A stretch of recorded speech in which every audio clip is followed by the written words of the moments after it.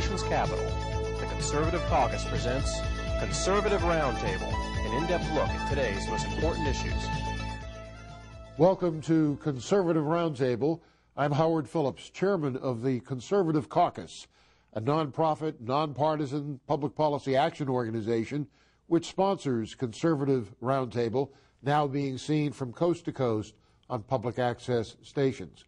We're privileged to have as our guest a man whom I admire greatly and who is extremely knowledgeable about some of the most important things facing our country, particularly when it comes to issues such as trade and manufacturing. For those of you who follow politics, let me remind you that my guest, Dr. Pat Choate, was a candidate for Vice President of the United States on Ross Perot's ticket in 1996. Isn't that the correct year? And Ross Perot could not have picked a better man to do that, because if anyone understands the manufacturing challenges, the trade challenges facing the United States of America, it's my dear friend Pat Choate. Pat, what is happening to manufacturing in America? We're losing it. Well, basically what has happened is that we've set up a dynamic, beginning with the NAFTA agreement, Howard, that encourages companies to leave America. We have set up a situation where we're forcing companies and we're forcing American workers to compete against the penny wage labor of China. We're in a situation in which even the Mexicans can't compete against the Chinese. It is below the Mexican average labor, if you can sit and believe this. And our government encourages us through a variety of measures. We even have in the Department of Commerce people who will give lessons to people on how to shift their companies and shift their production to China and other countries. And of course, a lot of this relates to our fiscal profligacy. We have become increasingly dependent on communist China because we have overspent in the federal budget. We have a huge debt, and we have to go as beggars to countries such as Red China to bail us out. And recently, Hillary Rodham Clinton was over there, and instead of talking about their one-child policy and other human rights abuses, the horrible way in which they treat women and others, she basically said, here's my tin cup. We're still a good investment. Buy our bonds, give us money. They have, what, 31% of our debt? Yes. It's a Faustian bargain that we've made so that we can continue to run these enormous deficits. We've said to the Chinese, we need to borrow from your central bank. This is not from Chinese as such. We're borrowing from the Chinese central bank this massive amounts of money. We're doing the same thing with Japan and South Korea and Taiwan, but primarily with China. And in exchange for that, we will say or do nothing as you take away our industry. And of course, our industry prostitutes themselves. They'll leave the communities here, they'll leave the jobs, they'll go to China, they'll take the tax subsidies, they will mistreat the workers there as well. And at one level, you know, it's deplorable, but at another level, you look at American companies, if they do not do that, their competitors will. And so their competitors will then just wipe them out. And so what we see is one industry after another in this country gone. We see machine tools gone, consumer electronics gone, textiles gone, apparel gone. Fundamentally, the way that you can count what we've lost is to go into a Walmart store and take a look. 70% of their goods come from China now. And these are lost jobs. This is lost revenues inside the U.S. One of the things that disturbs me is in this economic stimulus program that the President has put together and the Congress has approved, is they do not do a single thing about trade. They just say, that's protectionist, we're not going to touch it. And of course, Obama tragically has flipped. He was a critic of NAFTA, said we need to negotiate it, and then he was recently in Canada and said, fellas, don't worry, we're not going to mess with your deal. Well, you have people in organized labor are very upset with Obama, as they rightfully should be, because in states such as Indiana and Ohio, he went out and promised to renegotiate NAFTA. And NAFTA merits renegotiation. There's so many things in that pact and these other pacts that are so discriminatory against American companies and American workers. And now he's refusing to do it. But I can give you another way. Why the flip-flop? Why do they always flip? Well, I think they get trapped with this ideology of free trade. They really do think that the Depression was caused by the Smoot-Hawley Act. Which is one of the greatest myths in American history. Enormous myth. You know, one of the things that you get into in the Smoot-Hawley thing is the beginning of the Great Depression was a financial panic that began in late 1929. Smoot-Hawley did not take effect until a year later. How could something that took effect a year later be the cause? It wasn't the cause. You know, our discussion about NAFTA and trade and China relates to something on which you and I are both working. You and I are both fighting the so-called NAFTA superhighway. Yes. We're both fighting the North American Union. Yes. And one of the reasons for the NAFTA superhighway is to speed goods from communist China into the United States by way of a Mexican port on the Pacific into our heartland and up through the spine of America so that their slave labor and low-wage labor goods can be more readily marketed. When you just take a look at a map, you can see exactly what's happening. Here is the Mexican port, massive port, that is being built. Lizardo Cardenas. Yeah. Right. And then you see the rails and the highways across Mexico coming into South Texas.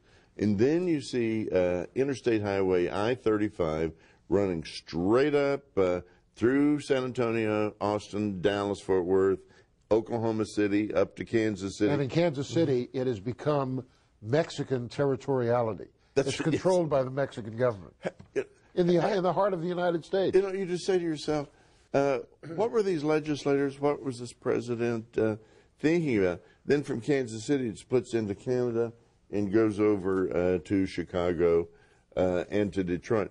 In Texas, it's almost a near political revolution underway there.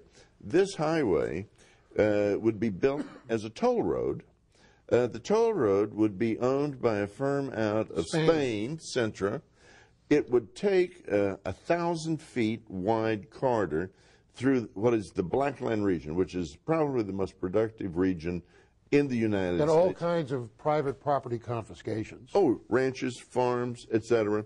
It will take 145 acres of property, of land, for every mile that it's built.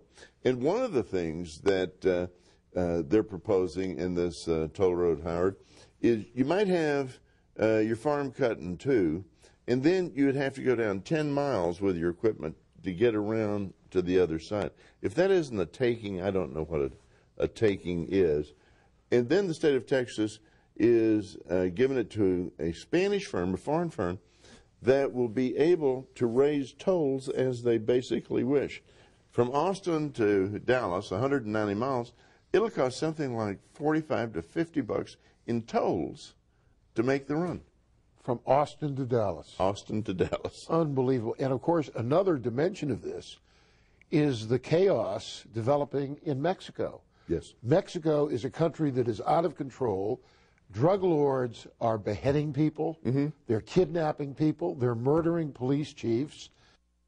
And if you look at El Paso on one side and Ciudad Juarez on the other side, it's like two different worlds.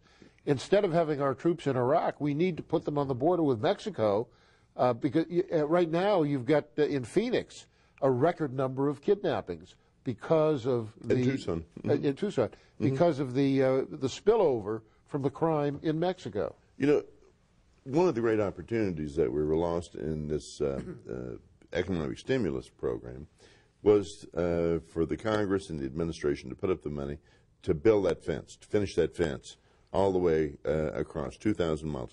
We're really talking about to do a real fence somewhere in the neighborhood of $2.5 billion.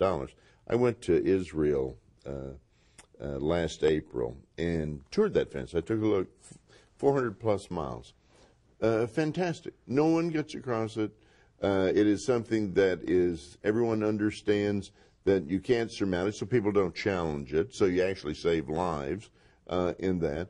we would save hundreds of lives every year of people coming across the desert, dehydrating and dying, and yet we have this politics that says, oh, we will let 1 million plus people come in through our southern border. We'll look the other way on the security dangers that brings with that. This was one of the real gaps, one of the real opportunities that are lost. We're going to wind up with another stimulus program. This one's not going to work, in my mind's eye. When we do that next one, we should insist that fence be there, that we control illegal immigration coming across, that we do everything that we can to stop the intrusion into the United States of these drug wars that are tearing Mexico apart. We're going to have to take a break, Pat. We've got a lot more to talk about. When we come back, I'd like to get your thoughts on what we can do to restore America as the manufacturing capital of the world. Stay with us. Our distinguished guest is Dr. Pat Choate. We'll be right back.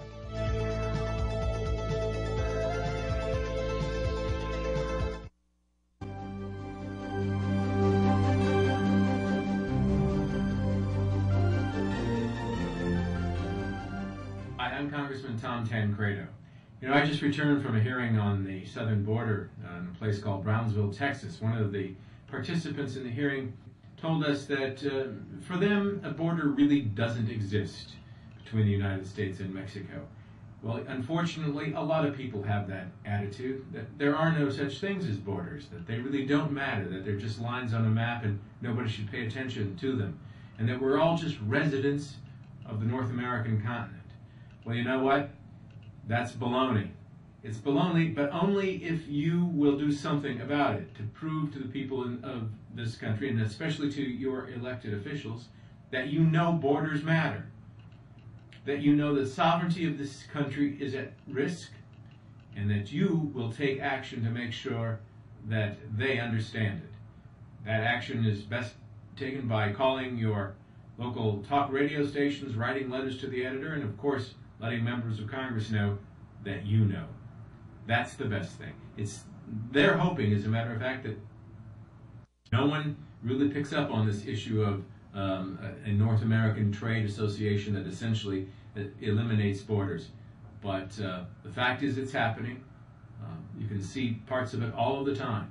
So it's something that we need to stop. America, and I mean the United States of America, not the continent, but the United States of America is at stake. Do your part.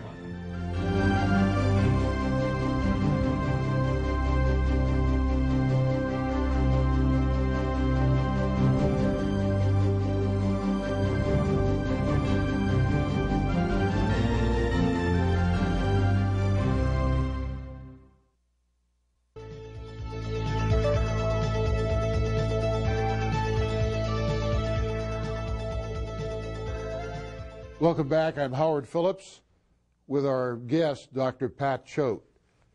Pat, let's talk a bit about NAFTA. What has been the real impact of NAFTA on the United States, on Canada, and on Mexico? As everyone knows, it's a tripartite deal.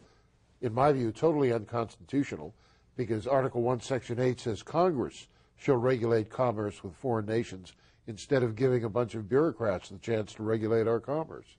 But Congress in 1993 turned that to the executive branch. They just gave their power to the executive branch. And another way they did it was with fast track, saying that we forfeit the right to amend any piece of trade legislation. And that we'll take it up within 45 days. It'll take precedence. And they agreed that the Senate, this is the only piece of legislation, the Senate agreed not to have debate and filibuster. Yeah, it wasn't amazing. Amazing. They said it wasn't a treaty. That's right. Congress is advocating. But go ahead. Well, there's several things it's done. The first thing that it did is by creating this openness and by taking 65 categories of occupations, it also was an immigration treaty. So we have seen a massive influx of people from Mexico, both legally and illegally. How was it an immigration treaty? Explain that. Basically, it had 65 categories of professions, from psychiatrists, doctors, economists, and others that had the free right to practice and come inside the United States as though they were in Mexico. We established the same thing with Canada. With H-1B or whatever? No, it was a special NAFTA provision there. Then the second thing that happened is the NAFTA model became the model for a series of other trade agreements, and the most important of which was breaking China into the World Trade Organization. Once we did that, what we in effect did is create a dynamic in which Mexico was competing with China to sell goods in the United States. And so suddenly many of the factories that moved to Mexico, because it had a preferred access, moved to China. The NAFTA, then with China agreement, has decimated American, not only American manufacturing, but Mexican manufacturing. We now have 1 million+ people from Mexico coming to the United States illegally, largely because they've been wiped out on their jobs.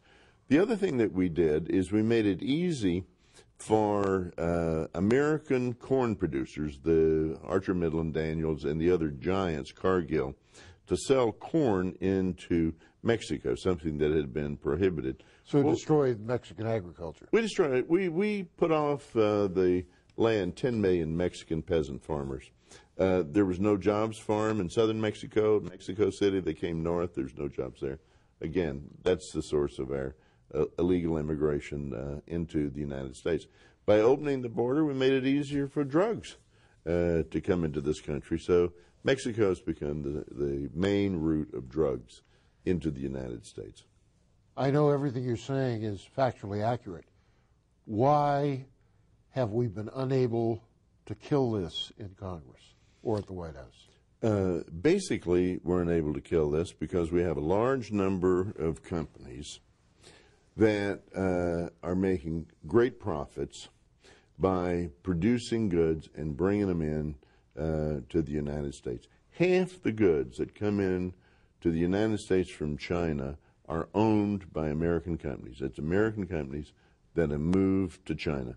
These are the companies that the moment anyone says, let's talk about taking care of American workers, let's talk about American communities, any politician who steps up and speaks to that, any academic, people such as you or me, we're immediately labeled as protectionist, that are racist, are demagogues, etc.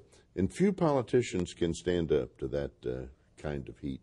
And that's the basic reason. It's so powerful that you've got President Obama breaking his promise about NAFTA. And in this trade, or in this economic package that's been put together, they've totally stayed away from trade. You sit and think about it. We had almost a $700 billion trade deficit last year. Each billion of trade equates to about 10 to 15,000 jobs. So embodied in that trade deficit is between 7 and 12 million jobs. We eliminate the trade deficit and we'd have 7 to 10 million more jobs. That would really be the solution to the problem. I hope this is going to be in your book. It is. It is. And the President and the Congress are afraid to take it on. You'll wind up with the Walmarts, the Pennies, the Targets, all the giant box stores, all these people that have the Made in China label. They and their well-paid lobbyists in this town just get out their tar brush and start the smear. But ultimately, we're going to have to do it. We can't solve this economic crisis unless we reduce and eliminate the trade deficit. We've got to bring production back into the United States. Is there any Republican or Democratic actual or prospective presidential candidate who understands the trade issue and has the guts to talk about it? None. Zero. But let me tell you, that's the opportunity. The candidate that's got the guts, Pat Buchanan, hardcore, tough conservative. This was the year Buchanan should have run. Oh, absolutely. He would have had an audience.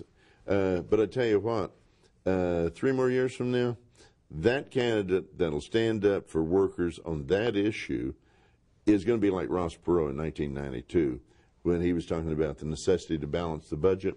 If that candidate will go on and explain it in very simple terms, explain that we've got to bring production back, That's the only way we're going to get jobs. I think the American people will support them. How do we restore America as the great manufacturing country, the great manufacturing base of the world? Well, the first thing that we've got to say is we're not going to pit the American people against penny wage labor around the world. And so in other words, we've got to recognize that there's a large measure of unfairness when we treat underpaid, slave-paid workers in other countries on an equal footing with U.S. workers.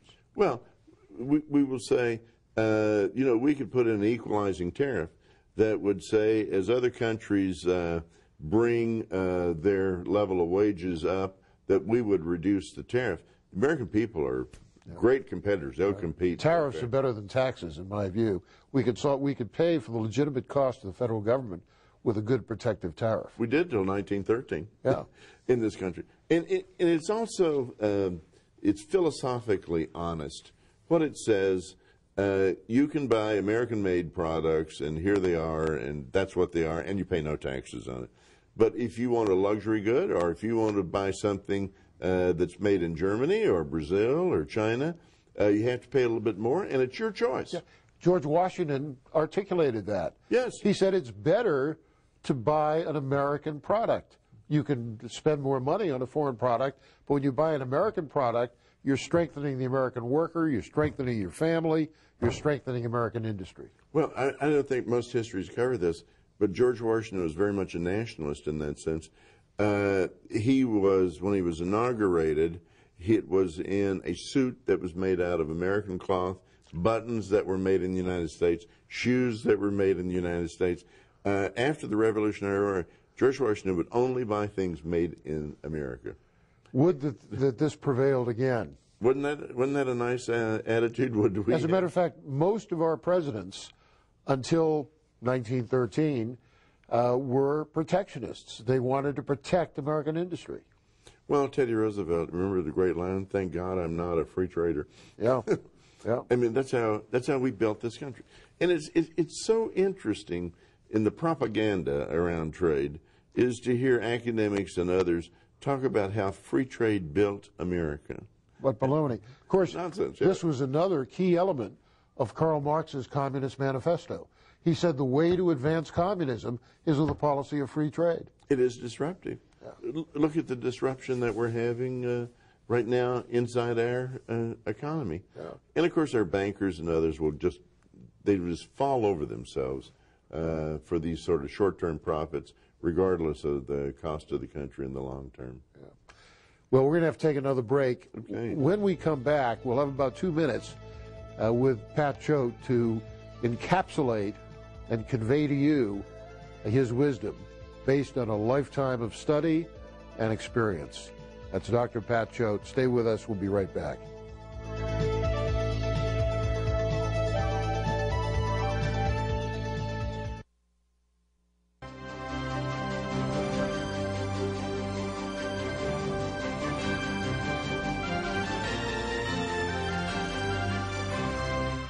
My name is Walter Jones. I represent the 3rd Congressional District in North Carolina, the home of Camp Lejeune Marine Base. And I'm pleased to be here today to encourage the American people to remember that their voices need to be heard by those of us in Washington, D.C., both the House side and the Senate side, that there are too many issues facing this country. There'll be a new president in 2009, and we need to let our voices be heard. From immigration issues to terrorism to the fact that this country's debt, we owe China over $900 billion. But I want those people that might be seeing this interview to know that we, the American people, with the help of God, we can change the direction of this nation. Just like the American people did on the issue of amnesty when it was before the Senate. They made telephone calls, they sent faxes, emails, and they wrote letters, and they said to the Senate, do not pass this amnesty bill, and it was killed.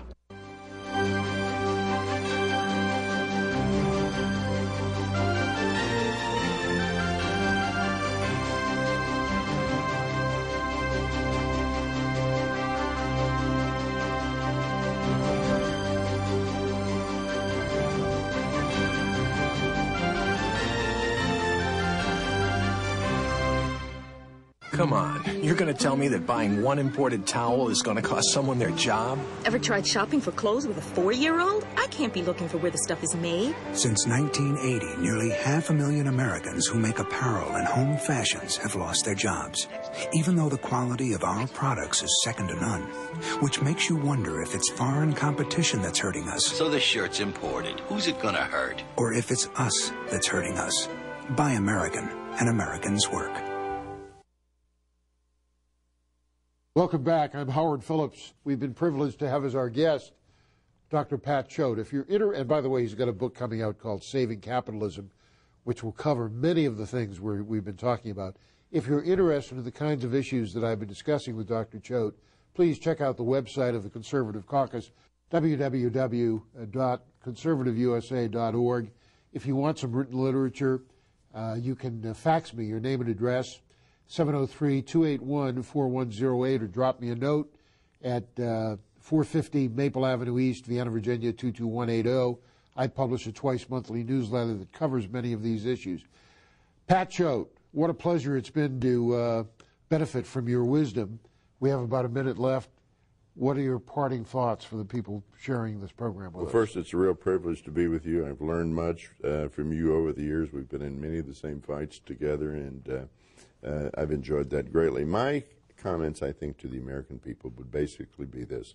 The American economy is the greatest in the world.